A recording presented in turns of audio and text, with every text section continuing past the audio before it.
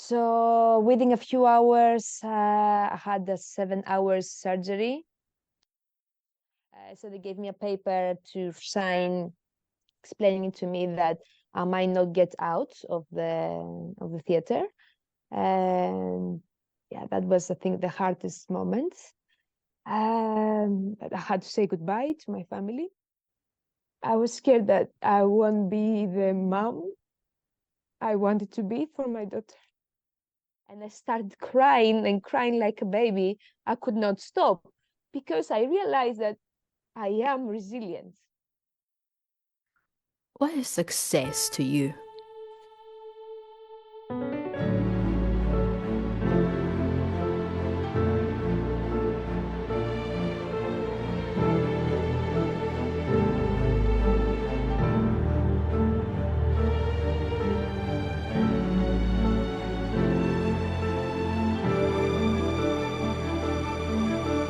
My name is Francesca Pisano, and you are listening to Ordinary Super People, Redefining Success. Hello, hello, and welcome. I'm here today with my good friend Sylia. Hello, Sylia. And let me tell you, first of all, that I am truly, truly happy to have you here with us today. Hi, my Francesca. Hello. I'm honored to be here, to be honest. It's my pleasure. Would you like to tell us something about yourself? Okay, that's a difficult subject, I think. So yeah, I'm from Greece. I'm an only child. I grew up there. I live now in the UK for the last few years. 7, I think. 7? Yes, 7. I'm a teacher. I love my job.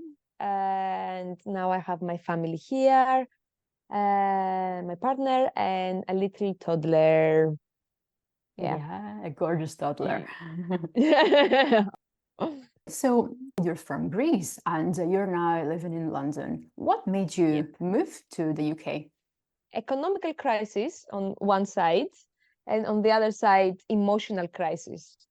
I think I hit the bottom because this is how I made changes in my life. I'm making changes when I hit the bottom.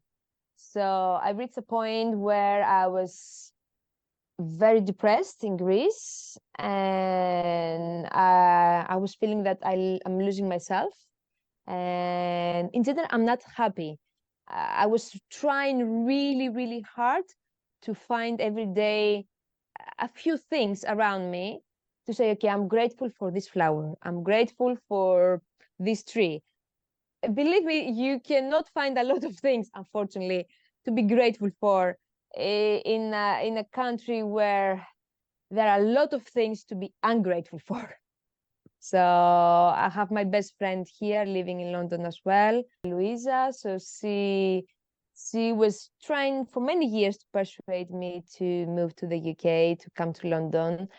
I accepted the invitation and I came. So my partner Cleanthis he was scared, I think, but we booked the tickets together. We pressed enter together to book the tickets. And then my friend Anna from Australia, she left a few years before me from Greece, and she was super, super encouraging. And both her and Luisa, like, they were happy with that change, that turn in their life. And when I moved here, I knew it's gonna be good for me. Like, yeah, I was happy. I'm still happy. I haven't regretted, like, not even a second. I'm not regretting it at all. My initial plan was to find a job as a living nanny in a Greek family. I was so scared. And then Louisa was the one who persuaded me not to do that. She told me, you know what, especially in London, no one cares if you make mistakes. They're there to support you if you want, and if they're that kind of person, they will support you. You will find people around you to support you in this. And this is the only way to learn English. If you want, you need to be out and about. You need to use the language every moment. If you stuck in a house with a Greek family, you will never find that those experiences to extend your knowledge. I'm like, okay, sounds about right. And I was very lucky, to be honest, because I found a job within a month. I moved to the UK, so I was quite happy and excited. Yeah. So it was hard, but it happened so fast that it was like a dream. Like bam, bam, bam, bam, bam. I just moved here, started doing it, da, da, da. And within a month, I had the beginning. I had the beginning. And this is what exactly I needed, because I'm a person that I never stopped working in my life, literally never. So it was hard enough for me not to have a job for like 2 months or something. So yeah, I really needed that job. Right.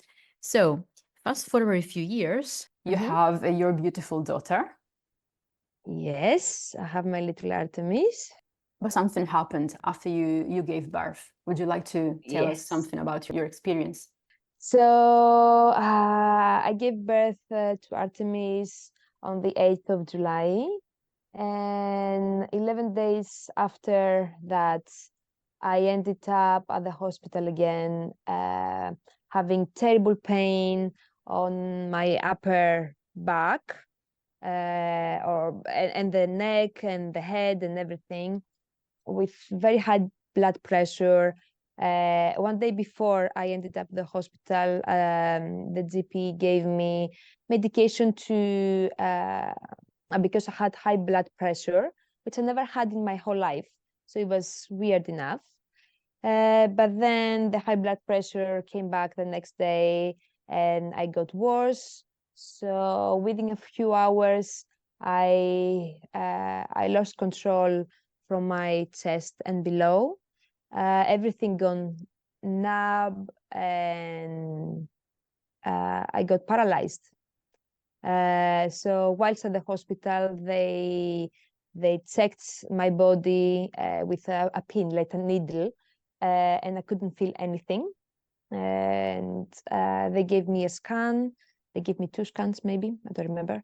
And they found out that I have a hematoma in my brain, most probably because of the high blood pressure, and also a quite big blood clots in my spine, which created the high blood pressure, which was a good thing actually, because it was protecting the rest of the body from that blood clot in my spine.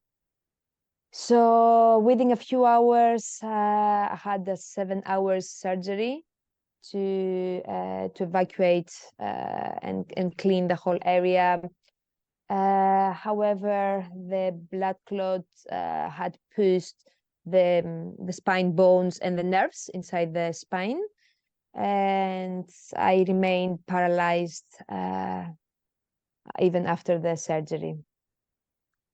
When you woke up, the doctors, I imagine, told you what had happened. They tried to explain to me before the surgery, because obviously they gave me a pay. I was conscious. I mean, lost, but at the same time conscious. So they gave me a paper to sign, explaining to me that I might not get out of the theater. And yeah, that was, I think, the hardest moment. I had to say goodbye to my family. It was out of the table. I was like, I will see you in a few hours.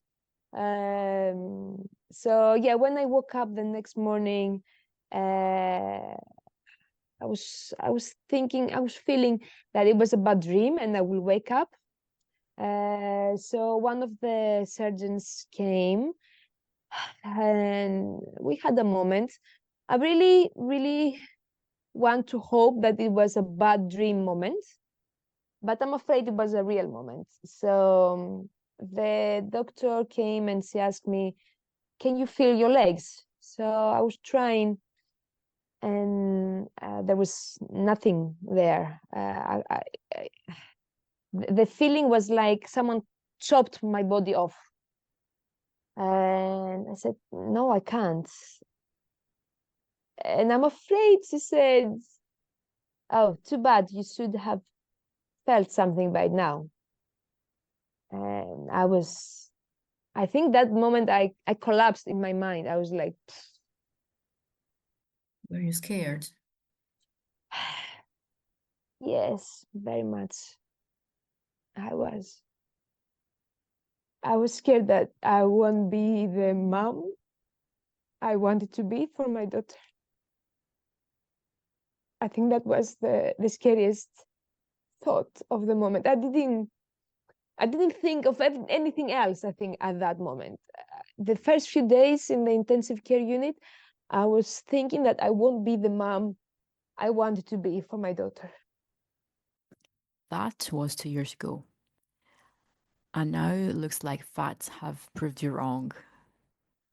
Yeah, yeah. And you know what? Since we are looking for inspiration, one of the nurses, because in the intensive care unit, you have one-to-one. So one nurse for each patient. Because obviously all patients, they're in life-threatening situations. So one of my nurses walked in and she saw me crying and she asked me, what's going on? Why are you so upset? So I said with her exactly that I won't be the mom I wanted to be for my little one. And in a very calm way, she asked me, okay, what is a mom anyway? What do you think a mom is? And I was like, wait a minute, that's a good question. So she asked me, what do you want to be a mom for your daughter? And I said, okay, wait a minute, I can still talk to her. Okay, that's good. I can talk to her. I can I can think. I mean, I'm not like completely, I can speak, I can think. Okay, I can use a little bit of my arms because at the moment even my arms were so weak, but I could give her cuddles. So Cleanthes would put her on my chest and I would hold her there for hours and hours. And I would smell her. I would touch her with my fingers, just to have all that sensation I was lacking for the rest of my body. But these parts of my body, like from chest till the top of my head, it was okay. And I was like, okay, yeah, I can be a mom. I can give it a try. So that nurse, that moment gave me that inspiration. Yeah, gave me that courage to keep trying. So, in the past couple of years, what kind of Yeah. therapy were you given? Physiotherapy was and still is a big part of my life. Yes, so I had occupational therapists working alongside me.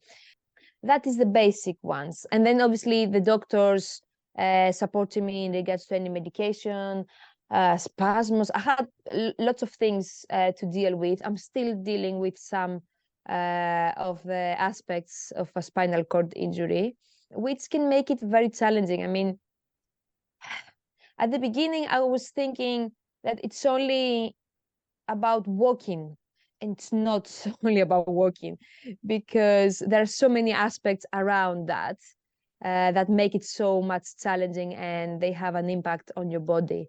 So yeah, but the main therapy is the physiotherapy for sure. During all this time, of course, you received the support of the doctors, therapists, but did you have quite a good support network around you, social network? It was so, I have no words. Oh my goodness, I cannot find the words to explain how much love I have been receiving. The first months, it was so strong that it was overwhelming. I could not deal with it. I was so loved that I could not deal with it. Can you believe it? Can you imagine it?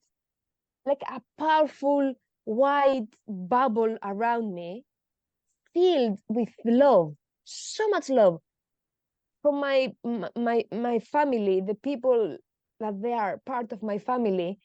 And I don't mean only blood family, because I don't believe in blood families so much, but I do believe in friendship. And I'm blessed having around me a huge family, so many friends, good friends, people that they care about me and they love me and they appreciate me, and they stood by me. They stood by Cleanthes and Artemis in this challenging journey, and they haven't stopped till today.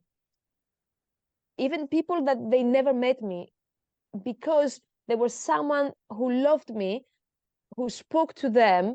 There are people that loved me even though they never met me, and and they offered me support.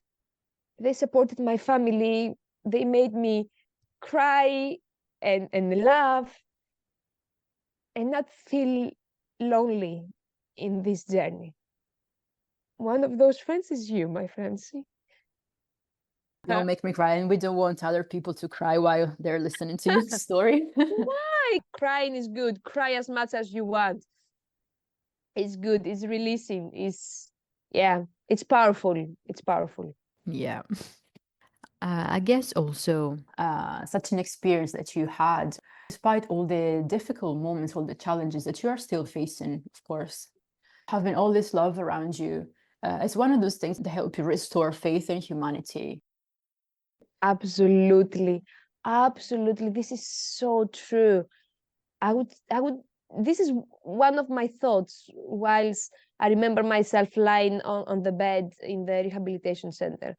I was thinking that sometimes it takes something like that, like a bad thing to happen, to realize how much love people have inside them.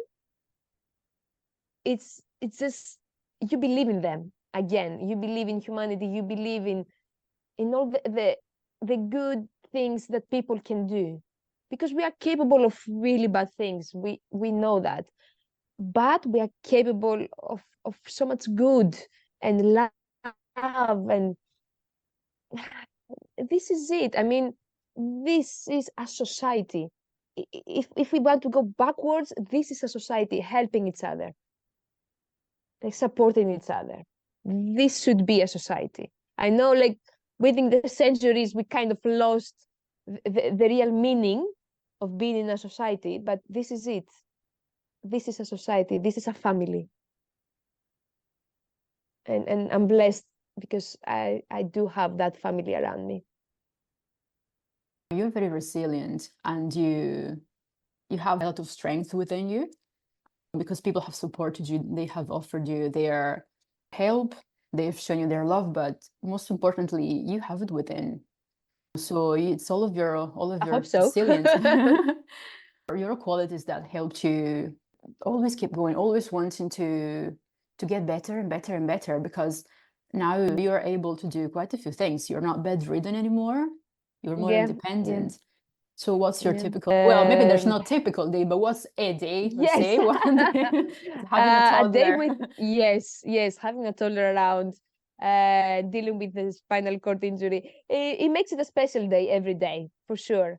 At this stage now, I will try to do my house chores, like whatever our house needs. And the days that Artemis isn't attending the nursery, I will spend as much time with her as possible. I will just absorb her, like I have a straw, a magical straw, and I'm sipping in every moment I have with her, even the challenging ones. Life with a toddler is a challenge anyway. But yeah, so I'm trying to use my imagination. So she loves that, and we play nonstop.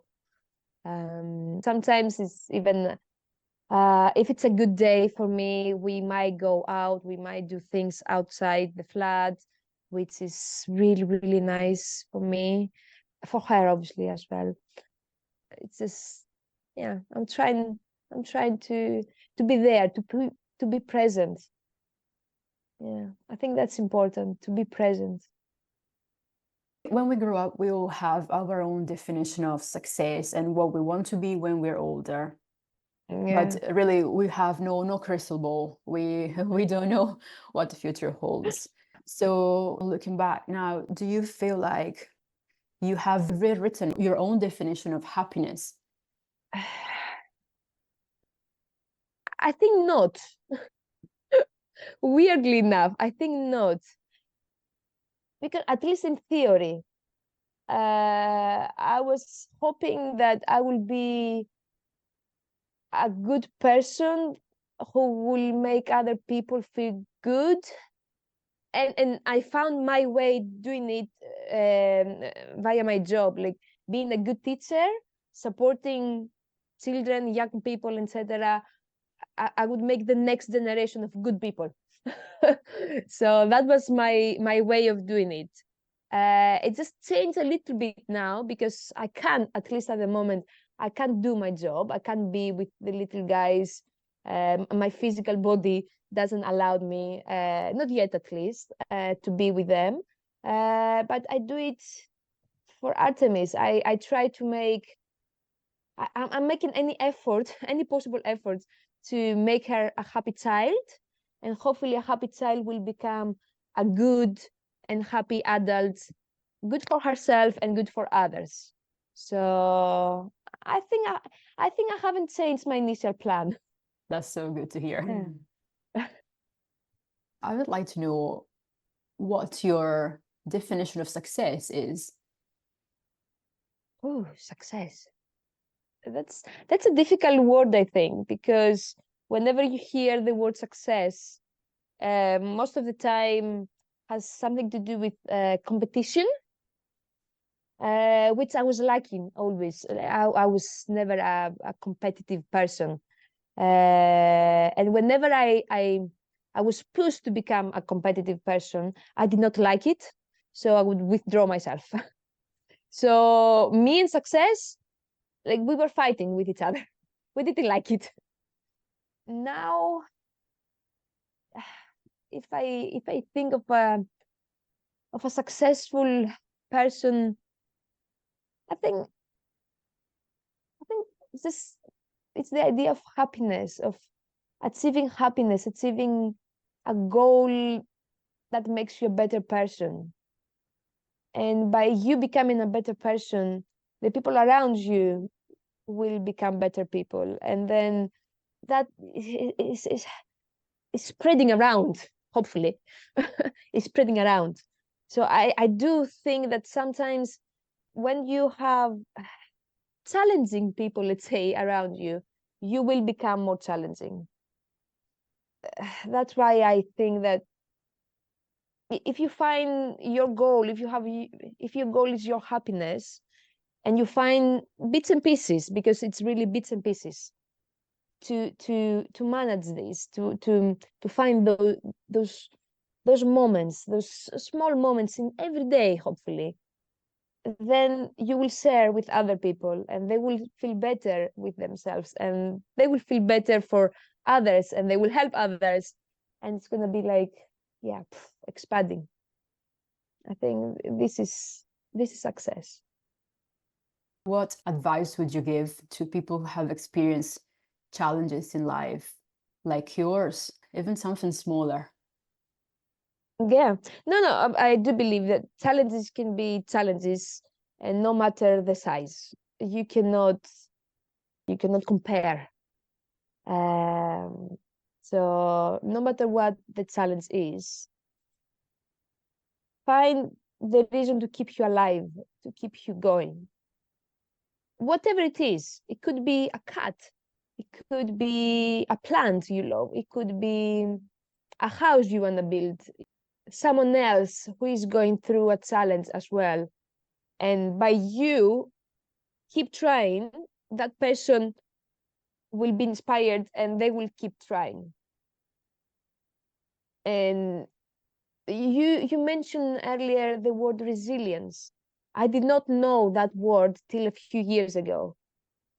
And I was in a classroom actually, and the teacher spoke to us about resilience, and I was listening very carefully to understand what is the meaning. So she gave us a few examples, and I started crying and crying like a baby. I could not stop because I realized that I am resilient. I am. I did not know I am, but that moment I realized I am. So find your reason, find your goal, and keep trying. Keep doing your best. That's it. That's the best we can do, right? Absolutely. Absolutely. Thank you for sharing. Now, a bit of a bonus question. Have you got a question for me? Anything that you'd like to ask? I did not think of that. I did not think that I will ask you a question. Um, Boom. What is your idea of the definition of success? I knew someone would ask me. It's a payback.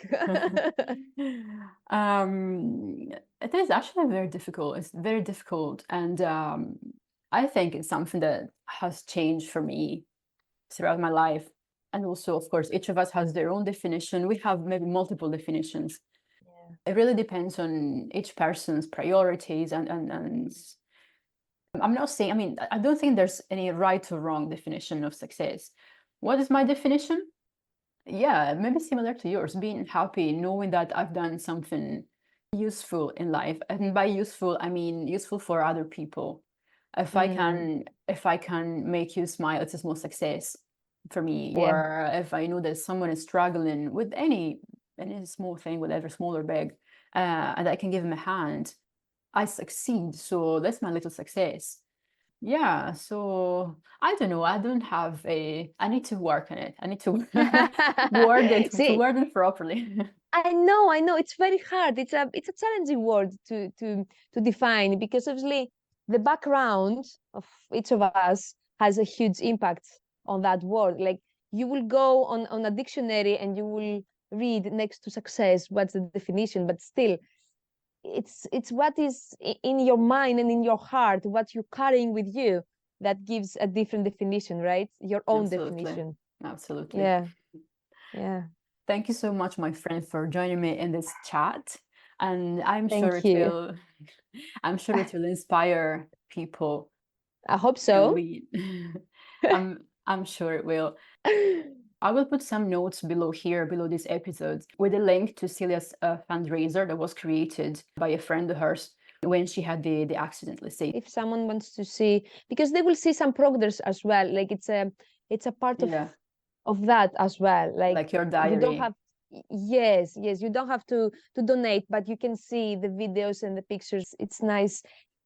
It restores your faith in miracles, I think, somehow. So if anyone can feel inspired, if anyone can feel that they can gain from whatever has happened to me and my family, I'm more than happy even to speak with them and share more details if they need. Yeah, I'm more than happy if someone wants to reach out. I will be shy a little bit, but I will do my best to share if they want more details about anything. Thank you, Sylia. Thank you so much for sharing your story, for offering your support to anyone who may benefit from it. Thank you, my Francesca. Thank you. And thank you all for listening. Please feel free to share the story with all of your friends, family, colleagues, but especially with those who could use some extra support and inspiration. Help me spread the message. You can write your own definition of success. I'll see you soon with a new episode.